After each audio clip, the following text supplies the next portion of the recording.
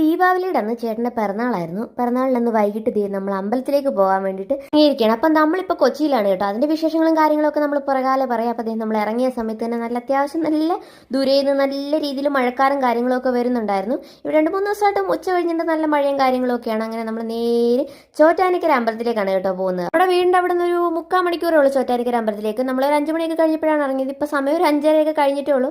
പക്ഷേ ലുക്കൊക്കെ കണ്ടു കഴിഞ്ഞാൽ മൊത്തത്തിലൊരു 6:45-7 മണിയായ ലക്ഷണമാണ്. അപ്പോൾ അവിടെ ചെന്നപ്പോഴത്തേക്ക് അത്യാവശ്യം നല്ല രീതിയിൽ മഴ ചാറി തന്നെ പെയ്യാൻ തുടങ്ങിയിട്ടുണ്ടായിരുന്നു. അപ്പോൾ ആദ്യം തന്നെ നമ്മൾ പോയി ഒരു കുട വാങ്ങിച്ചു. കാരണം കുടയൊന്നും എടുത്തിട്ടുണ്ടായിരുന്നില്ല നമ്മൾ വീട്ടിൽ നിന്ന് ഇറങ്ങുമ്പോൾ.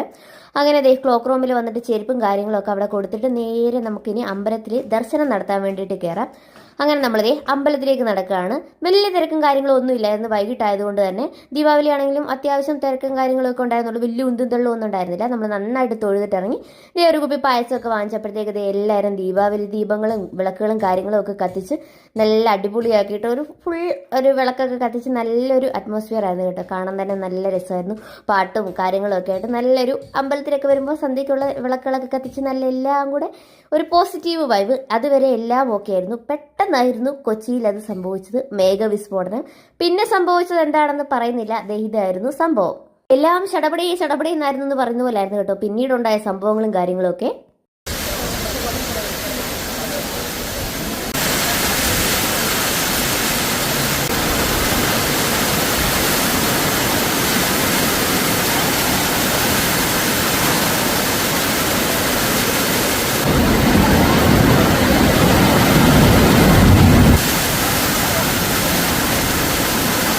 അങ്ങനെ ഭയങ്കര കാറ്റും മഴയും അതിൻ്റെ ഇടയ്ക്ക് കരണ്ടും പോയി. മൊത്തത്തിൽ കാറ്റൊക്കെ അടിച്ച് വിളക്കുകളും കാര്യങ്ങളും എല്ലാം കെട്ടുപോയി. എങ്കിലും അവർ കഷ്ടപ്പെട്ട് ഇടയ്ക്കിടയ്ക്ക് വീണ്ടും കത്തിക്കുന്നുണ്ടായിരുന്നു. നല്ല ഇടിയും മിന്നലും മുഴക്കമൊക്കെ ആയിട്ട് അതുവരെ അത്രയും ദിവസം കൊച്ചിയിലുണ്ടായിരുന്നിട്ട് ഇത്രയും വലിയൊരു മഴ കണ്ടിട്ടുണ്ടായിരുന്നില്ല. പിന്നെ ജനറേറ്ററും കാര്യങ്ങളൊക്കെ ഉണ്ടായിരുന്നുകൊണ്ട് തന്നെ അമ്പലത്തിൽ പോയ കറണ്ടൊക്കെ പെട്ടെന്ന് വന്നിട്ടുണ്ടായിരുന്നു. പക്ഷെ മഴ തോരുന്ന ഒരു ലക്ഷണമേ ഉണ്ടായിരുന്നില്ല. നല്ല കാറ്റായിരുന്നു. നമ്മൾ ആ ഒരു ഷെഡിനകത്ത് നിന്നപ്പോൾ പോലും നല്ല രീതിയിൽ നനയുന്ന രീതിയിൽ നല്ല രീതിക്ക് കാറ്റൊക്കെ അടിച്ച് കയറുന്നുണ്ടായിരുന്നു കേട്ടോ. എന്തായാലും നമുക്ക് തൊഴുതൊക്കെ കഴിഞ്ഞ് ഇറങ്ങിക്കഴിഞ്ഞപ്പോഴായിരുന്നു മഴ പെയ്ത്. അല്ലെങ്കിൽ നമുക്ക് മൊത്തത്തിൽ തൊഴാൻ പോലും പറ്റാത്തൊരവസ്ഥയായാലും. അങ്ങനെ നമ്മൾ മഴയൊക്കെ കുറച്ച് നേരം അവിടെ നിന്ന് ആസ്വദിച്ചൊക്കെ കഴിഞ്ഞിട്ട് നമ്മൾ നേരെ ക്ലോക്ക് റൂമിൻ്റെയൊക്കെ അവിടത്തോട്ട് വന്നപ്പോൾ അങ്ങോട്ട് പോയൊരു ലുക്കേ അല്ല. ഇത്രയും വെള്ളമായിട്ടുണ്ട്.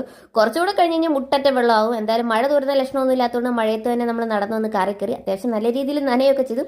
അപ്പോൾ നമുക്ക് നേരെ ഇനി വീട്ടിലേക്ക് പോകാം.